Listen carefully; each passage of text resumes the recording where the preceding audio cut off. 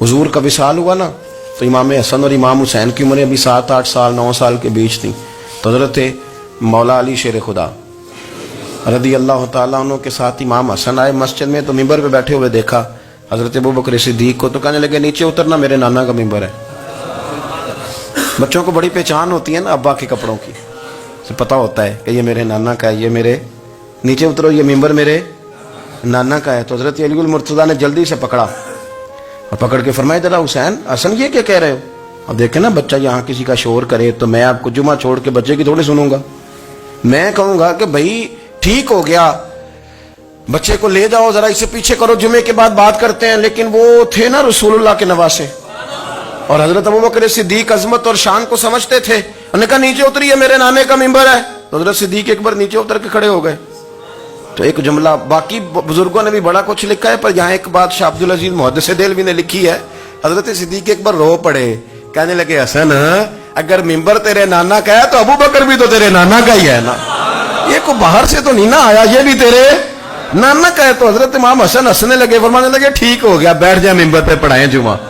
समझ आ गई है बात की, पढ़ाएं जुमा। आपकी बात की मुझे समझ आ गई है कि अगर मिंबर नाना का है तो अबू बकर भी तो उन्हीं का है ना जनाब सिद्दीक अकबर। अपनी जिंदगी वफादारी के साथ, गुलामी के साथ, और अदब नहीं छोड़ा एक मिनट के लिए, एक सेकंड के लिए। रसूल कायनात सल्लल्लाहु अलैहि वसल्लम के अगर कोई बेअदबी करता था तो उन्हें जलाल आता था। आपको एक बात बताऊं, गैरत ना इश्क का हिस्सा होती है। हम बड़े शरीफ लोग हैं, पर हम कहते हैं सारे काम करना, हुजूर के बारे में बात कोई ना करना, ये नहीं हम बर्दाश्त करते। वो किस तरह का आशिक है कि महबूब के खिलाफ बात भी सुन गए, ये इश्क है? ये तो तौहीन की तूने। हजरत सिद्दीक वो बड़े मीठे बड़े ठंडे आदमी थे। उर्वा बिन मसूद सख्फी बाद में मुसलमान हुए। वो कहते हैं मैं हुदैबिया के मौके पे आया तो मुझे पता था, मैं जानता था अबू बकर सिद्दीक बड़ी ठंडी तबीयत के आदमी है। कहते हैं नबी पाक सल्लल्लाहु अलैहि वसल्लम के गिर्द ना मैंने हाला देखा गुलामों का, कोई हाथ बांधे खड़ा है, कोई पानी का कतरा लेने के लिए खड़ा है, कोई वुजू का बचा हुआ पानी लेने खड़ा है। तो चूंकि वो आए थे काफिरों की तरफ से, तो तनकीद करने वाले को कहानियां बड़ी मिल जाती। तो फौरन उर्वा बिन मसूद सख्फी कहने लगे ए मोहम्मद इब्न अब्दुल्लाह सल्लल्लाहु अलैहि वसल्लम आज ये आपके गिर्द खड़े हैं, पर जब तलवारें चमकेंगी तो दौड़ जाएंगे। तलवारों के सामने खड़ा होना आसान नहीं। तो हजरत सिद्दीक एक बार पीछे खड़े थे, नबी पाक ठंडे मिजाज के आदमी, पर बात हुई थी ना सरकार के बारे में, तो दौड़ के आगे आए और इतना सख्त जुमला कहा, कहने लगे जा जाके लातो मनात की शर्मगाह चाट, तू कहता है कि हम हुजूर को छोड़ जाएंगे? मैं नबी पाक के बाकी गुलामों की बात नहीं करता, तेरे पास जितने सूरमे है ना तू सारे लेके आ, और नबी पाक के दिफा के लिए सिर्फ अबू बकर की तलवार ही काफी है। तू ला, तेरे पास जितने सूरमे हैं ला मैदान पर, तू ला ना, तेरे पास जितने सूरमे हैं। तू कहता है ये दौड़ जाएंगे, फरमाया तूने अभी हमारा रुख देखा नहीं ना, तू आ ना जरा मैदान में, मैं तुझे अकेले को बताता हूं कि किस तरह हुजूर का दिफा किया जाता। और उर्वा बिन मसूद सख्फी कहने लगे ये कौन है? देर के बाद मिले थे ना, ये कौन है? उन्होंने कहा ये अबू काफा के बेटे अबू बकर सिद्दीक हैं। तो उर्वा बिन मसूद कहने लगे ये तो बड़ी ठंडी तबीयत का बंदा था। उन्होंने कहा ठंडा ही है, हम शरीफ बड़े हैं पर हुजूर के गुलामों के लिए, और अगर आए कोई शरीर, अगर कोई आए तो चलो किसी दरवेश की गल कर लेने। वो कहते हैं इट सिट ते पखड़ा कुआर गंदल, फिर असी और भी बूटियां जानने हैं, फिर हमें सारा पता है, फिर हमें ना सारे तरीके, इट सिट ते पखड़ा, फिर असी और भी बूटियां जानने हैं, फिर ना हम कर लेंगे हल, हमें वो हल करना भी आता है। लेकिन शरीफ उसके लिए जो रसूलुल्लाह का अदब करे, जो नबी पाक की। हजरत सिद्दीक अकबर मुअद्दब तरीन आदमी। कोई बंदा अगर बाहर से आता था ना हुजूर से मिलने, तो उसको पकड़ के कोने में ले जाते थे, कहते थे आप पहले मैं तुझे अदब सिखाऊं कि नबी पाक की बारगाह में जाना कैसे। हाँ मैं तुझे बताता हूं, कहीं ऐसा ना हो तेरे अमाल जाया हो जाए। सांस भी आहिस्ता लेते थे, मस्जिद की सफाई करना, ड्यूटी करना, खिदमत करना, सारा कुछ करना, पर बैठते सबसे पीछे होके थे, सबसे पीछे होके। ये भी उनका ये एजाज था, पीछे हट के बैठना, कोई ऐसा काम ना करना जिससे लोगों को पता चले कि नहीं नंबर मेरा है। पीछे हट के बैठना, पीछे पीछे रहना, अपने वो शोहरत से बचने वाला पीछे पीछे रहता है और जी चाहता है सारी गजलें उस जालिम के नाम करे। कुछ लोग होते हैं ना वो पीछे पीछे होते हैं, कहते हैं नहीं नहीं मैं नहीं जी, ऐसा तो है ही कुछ नहीं, मेरे रसूल करीम अलैहिस्सलाम का अदब करना। हमने ना सारी जिंदगी सुना है कि अल-अम्रु फ़ौक़ल अदब, کہ جب حکم آ جائے تو پھر حکم ماننا ہے، ادب. اور اس بات پہ ہمارے طالب علم بڑے پکے ہیں. مرید آج کل کے اس مسئلے میں بڑے کہتے ہیں صاحب نے خود کہا ہے کہ خیر صلاح ہے. انہوں نے خود کئی دفعہ کہا ہے جی تسی بڑے سیانے ہو، تانوں مطلب دی گل دی سمجھ جلدی لگتی ہے. انہوں نے خود کہا ہے کہ ٹائم ہو تو آیا کرو. یہ کب انہوں نے کہا ہے کہ مجبوری ہے روز ہی آنا؟ یہ انہوں نے کب کہا؟ ان کو بھی تو پتہ ہے نا مجبور ہے. تو آپ کو بھی تو پتہ ہے نا کہ ان کا آپ سے پیار ہے. آپ اس پر بھی تو تھوڑا غور کریں نا. لیکن ہم مرضی کا وہ ایک آدھ فکرہ نا، مرضی کا. وہ ایک طالب علم یہاں سے گیا تو میرا دل نہیں تھا جائے، تو وہ کہنے لگا جی مجھے حضرت صاحب نے خود کہا ہے، حضرت صاحب نے خود کہا. میں پوچھ کے آیا ہوں. تو جو ہمارے کچھ سنگی تھے بیچ میں پیار والے، وہ کہنے لگے آندہ میں پوچھ کے آیا. میں کیا آندہ وہ بھی ٹھیک ہی ہے. تو انہوں ساکھیا سی میں جاواں تو میں انہوں کی آندہ. میری بات کی سمجھ آئی ہے نا جی. جب ارادہ ہوا تو پھر ابے کو منا کے بھی آ گئے. جب ارادہ ہوا تو ابا جی کو میں نے جانا ہے، بزرگوں کے پاس ملنے جانا ہے. اور جب ارادہ نہ ہوا تو کہنے لگے حضرت صاحب نے خود فرمایا ہے کہ ابا راضی ہوگا تو اللہ راضی ہوگا. چھٹی مرضی کا ہے نا مزاج، تو مرضی کی کہانی. تو میں الحمدللہ مجھے تھوڑا سا پتہ ہے، ویسے بھی اپنے بال بچے کا پتہ ہوتا ہے. ہیں جی کی آندے نے پیداندی کے جیندے سال ہی ویکھی دے نے. مجھے بھی پتہ ہوتا ہے کہ آج کہاں کہاں کس کس انداز میں کیا کیا کہانی ہے، کہاں کہاں کیا سٹوری ہے.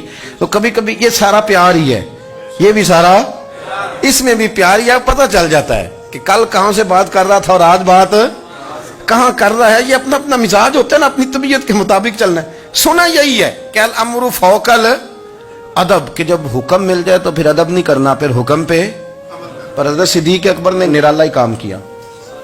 حضور سید عالم صلی اللہ علیہ وسلم ایک صلح کرانے گئے، فرمایا میں دیر سے آیا تو جماعت کرا لینا. عصر کی نماز کا وقت ہو گیا، سیدنا بلال حبشی نے اقامت پڑھ دی. صدیق اکبر مصلی پہ کھڑے ہو گئے. اتنی دیر میں حضور بھی آ گئے. نماز میں لقمہ وہ دے گا جو نماز میں شامل ہو. ٹوٹیوں پہ کھڑا بندہ لقمہ نہیں دے گا، پہلے وہ آ کے اللہ اکبر کا شامل ہو پھر لقمہ دے. حضور آئے، صحابہ نے ہاتھوں پہ ہاتھ مارنے شروع کیے، اطلاع کر رہے ہیں کہ لوگوں حضور آ گئے.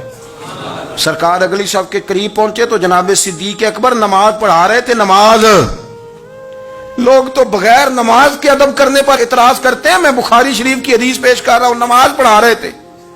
انہیں پتہ چل گیا نا حضور آئے ہیں، تو ایک قدم نماز سے پیچھے ہٹا لیا. نماز پڑھا کہ میں تے ول ویکھاں، او میں کعبہ بھول گیا آئی. ہن بھول گئیاں نہیں سب صوم صلاتاں، اکو یار دا فکر پہ آئی. حضرت صدیق اکبر نے ایک قدم پیچھے ہٹایا تو حضور نے فرمایا ابو بکر پڑھاؤ نماز. پھر دوسرا قدم پیچھے ہٹایا تو فرمایا پڑھاؤ نماز. تیسرا قدم پیچھے ہٹایا.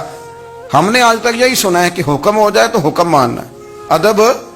اور ہمارے ہاں یہی ہوتا ہے، پھر لوگ حکم ہی مانتے ہیں، پھر ان کو ادب بھول جاتا ہے. لیکن جناب صدیق اکبر 3 دفعہ حکم آیا پر پیچھے ہٹ گئے.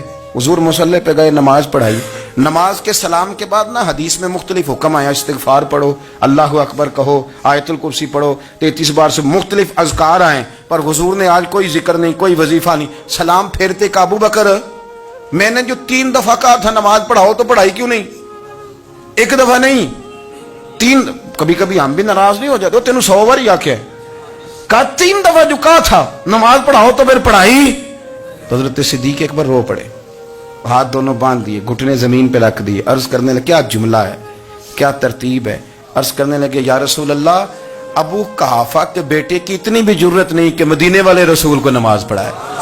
میں اتنا بھی جرت مند نہیں ہو گیا حضور، میں کیسے آپ کے آگے کھڑا رہتا اور آپ میری، یعنی این نماز کی حالت میں، این حالت نماز میں بھی ادب. نماز پڑھا کہ میں تین ول ویکھاں.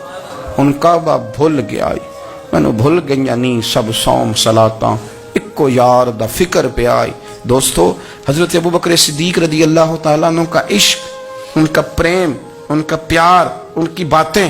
ایک دن نا حضور کے وصال کے بعد اچانک نہ اس طرف جا رہے ہیں، خاصے مسجد سے دور چلے گئے. تو حضرت عمر تھوڑا طبیعت کو جانتے تھے، جناب عمر پیچھے دوڑے، کہنے لگے کدھر جا رہے ہو؟ چپ کر گئے.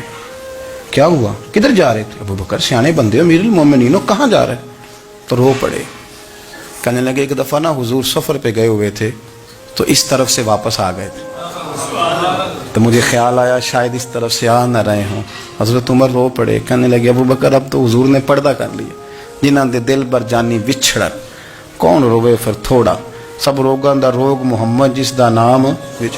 آپ ساری سیرت کی کتاب میں پڑھ لیں گے. ابو بکر صدیق کا وصال کس بیماری سے ہوا؟ لوگوں نے قول کیے ہیں کہ وہ سانپ کا زہر آ جاتا تھا، فلاں چیز تھی، لیکن کوئی بندہ وجہ تلاش کر سکا؟ کیا وجہ تھی وصال ہو گیا؟ کیا بیماری تھی؟ کیا تکلیف تھی؟ باقی وجوہات آپ کو ملیں گی. حضرت عثمان غنی شہید ہو گئے، حضرت عمر شہید ہو گئے، مولا علی، ابو بکر صدیق چلے گئے 63 سال کی عمر. وجہ کوئی نہیں بتائے گا. جب شدید بیمار ہوئے تو حضرت عمر فاروق نے ایک طبیب بلایا. وہ بڑا سیانا تھا. اس نے سارا چیک کیا تو نباز تھا. کہنے لگا یار کوئی بیماری تو سمجھ میں نہیں آتی. تو حضرت عمر تھوڑا سا جلال میں، یرانہ تھا نا، جلال میں کہنے لگے ابو بکر مسئلہ کیا ہے؟ دن بہ دن کمزور ہوتے جا رہے، نماز پڑھانے کھڑے ہوتے تو ٹانگیں کانپتی ہیں. مسئلہ بتائیں کیا ہے؟ طبیب اتنا بڑا ہے، یہ تو بندہ کا چہرہ دیکھ کے بیماری بتا دیتا ہے، اور یہ کہہ رہا ہے کوئی بیماری نہیں. تو حضرت صدیق ایک بار خاموش ہیں. پھر حضرت عمر کہنے لگے ہم سارے آپ کی وجہ سے چلتے ہیں، لوگ سارے پریشان ہیں، آپ حضور کے جانشین بتاتے کیوں نہیں؟ جب تیسری دفعہ کہا تو حضرت صدیق ایک بار کہنے لگے عمر زیادہ باتیں نہ کر، تجھے پتہ نہیں مجھے کیا بیماری ہے؟ نہیں پتا تو میں بتاؤں؟ نہیں پتا تجھے؟ بول. تو جناب عمر رو پڑے. کہنے لگے ابو بکر مجھے پتا ہے، آپ کا دیدار کے بغیر کام نہیں چلتا. وقت نا لمبا ہو گیا، چر ہو گیا، میں ترلے لیندیاں کدی موڑ میرے ول واگا، خواب میری وچ ایک وار دیاں میں میں ساری عمر نہ جاگا. مجھے پتہ ہے آپ کے مرض کا، پر ابو بکر امت کو ضرورت بھی تو ہے نا. تو حضرت صدیق ایک بار کہنے لگے بس ہو گئی ہے، اب میری وصیت یاد رکھنا، جب میں دنیا سے جاؤں تو اٹھا کے میرا جنازہ قبر رسول پہ لے جانا، اور پہلے پوچھ لینا کہ ابو بکر حاضر ہے، اجازت ہو تو مجھے دفن کر دینا، ورنہ جنت البقیع میں. تو لوگ کہتے ہیں ابھی جنازہ ہی رکھا ہی تھا کہ دروازہ اندر سے خود بخود کھل گیا، اور آواز آئی اب دیر نہ کرو، محبوب کو محبوب کے ساتھ ملا دو. پانی پر میں سہیلیاں رنگا رنگ کڑے، اسی پریا اس دا جانی جس دا. میں نے شروع میں ایک بات کی تھی کہ اپنی خواہشات کو نا حضور کا غلام بنا دیں، سوچیں سمجھیں کہیں وہ لفظ جو مدینے والے رسول کو پسند ہیں، پھر دیکھنا مسلمان ہونے کا مزہ آئے گا، پھر ذائقہ نصیب ہوگا. اللہ ان کے درجات بلند فرمائے. آخر دعوانا